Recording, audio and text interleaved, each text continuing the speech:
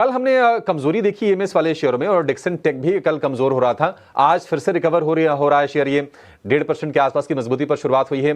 मयूरी जी, space पर आपसे राय लेना चाहेंगे और जरा डिक्सन को लेकर गाइड कीजिए। डिक्सन एक बड़े टिकट साइज वाला शेयर है। अगर हम इसके वैल्यूएशन की बात करें तो लगभग 100 के आसपास का पी है। तो ग्रोथ और वैल्यूएशन, ये दो चीजें देखनी पड़ती हैं इस शेयर में। आप किस साइड पर खड़े हैं? आपको लगता है कि नहीं वैल्यूएशन को नजरअंदाज करके ग्रोथ पर नजर डालें, या फिर आपको लगता है कमाई हो चुकी है, अब इनसे इस स्पेस से दूर हो जाएं?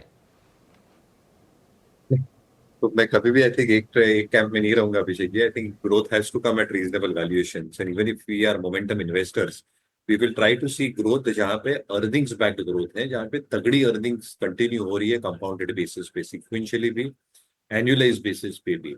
अगर वो शायद मिसिंग है कई डेटा पॉइंट्स में या अर्निंग्स डिलीवरी में, तो कहीं ना कहीं आई थिंक ये जो एलिवेटेड वैल्यूएशन ये जस्टिफाई नहीं होंगे। एंड इफ अर्निंग्स डिसअपॉइंट, क्योंकि मार्केट तो ये उम्मीद लगाए बैठेगा कि earnings will grow at a certain pace, और क्योंकि डिलीवरी नहीं कर पाएंगे अर्निंग्स की, मार्केट डिसअपॉइंट हो जाता है और जो फॉरवर्ड पी की आप बात कर रहे हैं उस पर अच्छी खासी डी रेटिंग हो जाती है। तो I think you should be a little bit careful in terms of stocks जो बियॉन्ड मीन ट्रेड कर रहे हैं as far as valuations are concern. Obviously जो लैंडस्केप है, डिक्सन हो, एवलॉन टेक हो, सिग्मा एसजीएस हो, बहुत तगड़ा लैंडस्केप है।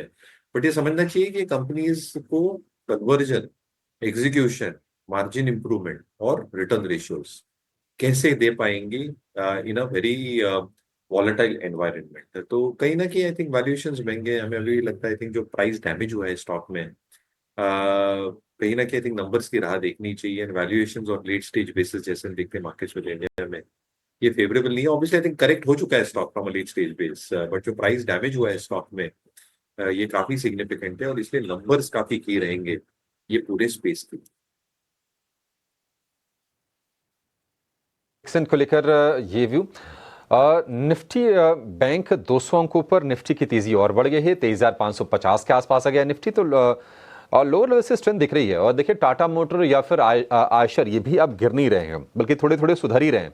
टाटा मोटर 5% ही नीचे है, आयशर की गिरावट रफली 1% के आसपास की है, और बजाज ऑटो वगैरह में थोड़ी सी कम प्रेशर है। एंसिलरी वाले शेयर गिर रहे हैं। देखिए वहां पर गिरावट की वजह भी, हालांकि देखिए अभी टैरिफ को 1 महीने डिले किया है डोनाल्ड ट्रंप ने, लेकिन इनका एक्सपोजर यूएस में ज्यादा है। चाहे आप संवर्धन मदरसन की बात कर ले, सोना बीएलडब्ल्यू की बात करें, रामकृष्ण फोर्जिंग की बात करें, ये शेयर आपको प्रेशर में दिखेंगे और इनके प्रेशर में दिखने की वजह साफ साफ दिख रही है। एक और स्पेस है सचिन, ऑयल एंड गैस की। उसमें 2 शेयरों पर आपसे जरा व्यू चाहिए। एक तो आप जरा आईजीएल चेक कीजिए और दूसरा शेयर है कैस्ट्रॉल। कैस्ट्रॉल में हमने थोड़ी प्रॉफिट टेकिंग देखी है हायर लेवल पर। दोनों के भाव भी आसपास के होंगे, 200